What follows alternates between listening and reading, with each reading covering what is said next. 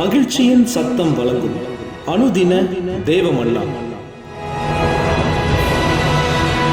Voice of Joy presents Daily Manna by Reverend A. Benedict.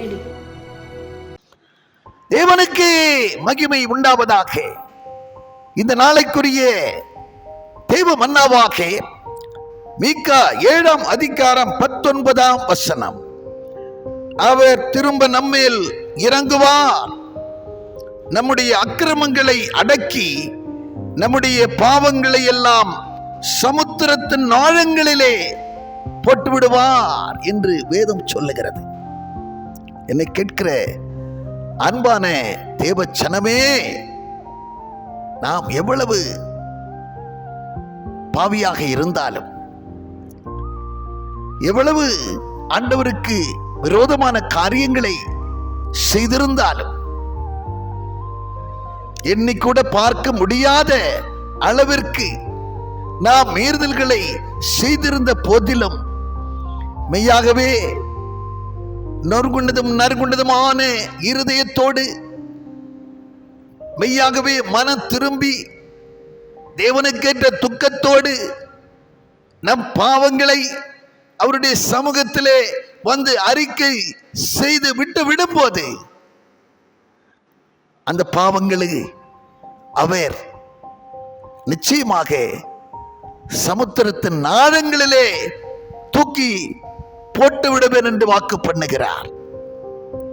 மெய்யான மனம் திரும்புதலை அவர் பார்க்கும் பட்சத்திலே, தேவனுக்கேற்ற துக்கத்தோடு யாரெல்லாம் மனம் திரும்பி அவரிடத்திலே வந்து தன்னுடைய பாவங்களுக்காக மனஸ்தாபப்பட்டு துக்கப்பட்டு வேதனைப்பட்டு ஒன்றும் விடாமல் மறைக்காமல் ஒளிக்காமல் அவருடைய சமூகத்திலே அறிக்கை செய்து விட்டுவிடுகிறார்களோ, அன்று பாவியான ஸ்திரீ ஒருத்தி ஆண்டவருக்கு பின்னே நின்று கொண்டு ஒவ்வொரு பாவக்காரியமாக அறிக்கை செய்து கண்ணீரினாலே அவருடைய பாதங்களை கழுவி அவள் தன் கூந்தலினாலே துடைத்து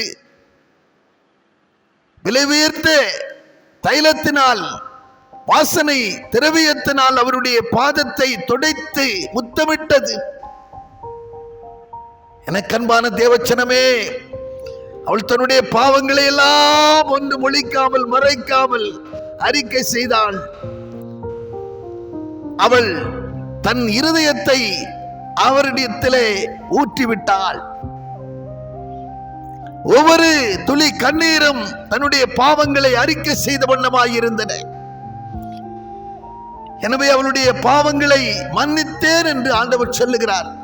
ஸ்திரீயே, உன்னுடைய பாவங்கள் மன்னிக்கப்பட்டன என்று, சமாதானத்தோடு போய் என்று சொன்னார்.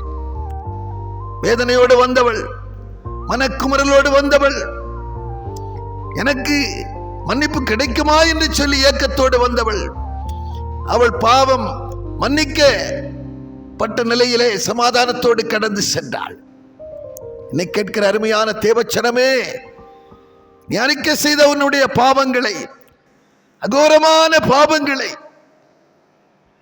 மனிதர்களால் நிச்சயம் மன்னிக்க முடியாத கூடாத பாவங்களை ஆண்டவர் சமுத்திரத்தின் ஆழத்திலே தூக்கி போடுவார் என்று சொல்லுகிறார். அது மாத்திரமல்ல, மறுபடியும் அதை நினைத்து கூட பார்க்காதவராயிருக்கிறார். ஒருவேளை மனிதன், நீ அப்படி செய்தாயே, நீ அந்த நாளிலே இப்படி ஒரு காரியத்தை செய்தாய் என்று சொல்லி அதையே குறித்து சிந்தித்து அதையே குறித்து உன்னை மனமடிமை ஏற்படுத்தி கொண்டிருப்பான். நம் ஆண்டவர் அப்படிப்பட்டவர் அல்ல. நீ ஒரு தடவை உன்னுடைய பாவங்கள் முழுமையும் அறிக்கை செய்து நீ விட்டுவிடுவாய் என்று சொன்னால், அவர் உன்னுடைய பாவங்களை சமுத்திரத்தின் ஆழத்திலே போட்டு அதை மூடிவிடுவார். அதை நிச்சயம் உனக்கு நினைப்பூட்ட மாட்டார்.